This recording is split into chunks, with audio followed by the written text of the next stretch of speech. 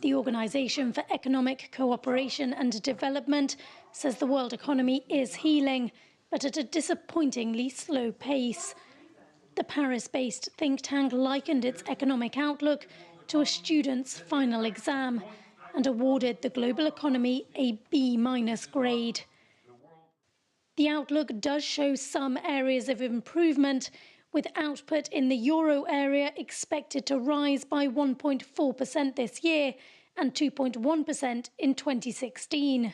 That's more than the OECD forecast in its previous outlook, when the projections were 1.1% for 2015 and 1.7% for next year. But the think tank slashed its US growth forecast for this year and next, predicting growth of just 2% this year and 2.8% next year, down from 3.1% and 3% respectively in its November forecast. Overall, the OECD expects the world economy to grow 3.1% this year and 3.8% in 2016, down from its November predictions of 3.6% and 3.9% growth. OECD Chief Economist Catherine Mann says stronger investment is the key to avoiding a renewed slowdown in the global economy. We need to have growth rebound more quickly than it has. That's necessary in order to promote investment, to create the environment in which investment is actually going to get a return.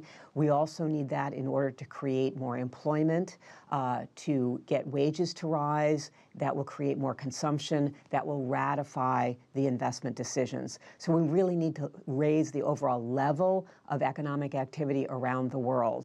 But investment is lagging, and risks, including a possible Greek default, are hurting confidence. French President François Hollande, speaking at the OECD on Wednesday, expressed hope that a deal on Greece could be close.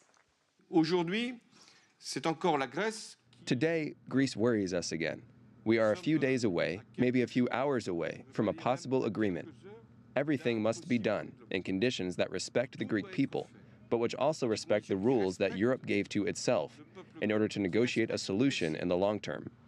Looking ahead, the OECD continues its school analogy.